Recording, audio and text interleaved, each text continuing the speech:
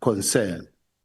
This is the member that I feel is working with General Mkhwanazi, because the statement that was used by the General Mkhwanazi's team to go and open a case, this name is there. Now I must stand before the same member to cross-examine or to ask me questions. Now I'm raising a concern. If I can be protected. I'm going to protect you in this way. You are raising a legitimate concern, and then we may not even be seen trampling on your rights. What I will advise you to do, because I explained to you yesterday that sitting here as the committee, we do not have any power to decide on how we are composed. So to protect your rights, I will advise you to decide if you want to respond to the question or not. If a question is asked to you, you can decide if you want to respond to it or not. And if I say I don't want to respond to his questions? No.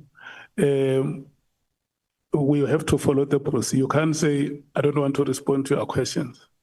We must allow him to ask the questions. And then if you say, I reserve my right to comment, then it's okay. Thank you, Chair. I think, Chair, there's a portal, Chair. Sitting in front of us is Honorable Skhosana, who was sent by Mkhwanazi. Mkhwanazi is the one that opened the case. Now, let me remind you quickly, Chair. At one stage, South African says Parliament did nothing when Honorable General Mkhwanazi came to Parliament on this matter. So Mkhwanazi took an initiative before, at the same time when Honorable General Mkhwanazi spoke about this matter and opened a case. It is Mkhwanazi, not Honorable Skhosana. It can be in a case where General Sibiya will be sitting with somebody else in court, not to Skhosana, sent by Mkhwanazi. So I think the clarification is pure and clear, Chair, that he must answer questions. And when you say he must not answer questions, sorry, Chair, when you say he must not answer, you can decide on which questions to answer or not. He can say from number 1 to 30, no, I don't want to answer. No, I don't want to answer. Where are we going to do that? No, I'm not saying that he must not answer. No, Chair, you are saying that he must decide if he wants to answer or not. So if from number 1 to 100, he decides, okay, he's going to waste our time and say, he asked a question and then he says, no, I don't want to answer. No, I don't want, until number 100. What is that? Is it not the same as Uguti? You have instructed or somehow gave him an option not to answer. So I think this is separated from court. This is Parliament. He must answer to Parliament. Here is answering to a parliamentarian who's sent by South Africans, not a person who opened the case sent by Mkhwanazi. Two matters are separate, I think. Thank you. Honorable Nhlanhla. Chairperson, thank you very much. My apologies. When the matter was raised, I was responding to a nature call. I'm actually surprised that the matter has been raised by a witness, because if my memory serves me well, the position that we took yesterday in relation to this matter is that there will be a legal advice from the office of the Speaker. But before that, a member, Andile, from the technical team, made an indication that as far as the applicable law is concerned, there is no crisis here. Honorable Skhosana can continue to participate in a meeting. And that decision was communicated to the witness, Chair. I remember you conveying, and you even made a reference to the terms of reference. The witness said, it's fine, Chair, if that is a position, I will continue.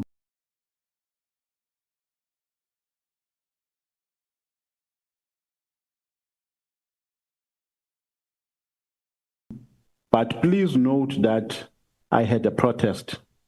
Those were his reply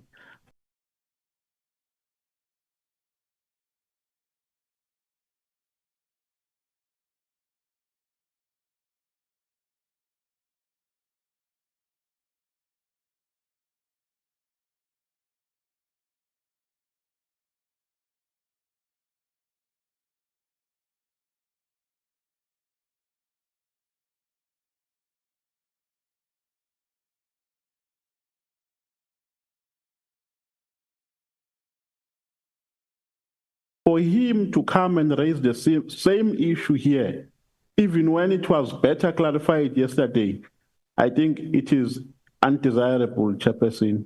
We had a position on this matter. If there's anything that is outstanding, is a legal advice from the office of the Speaker. If still the committee members are not satisfied with a response that was given by Andile.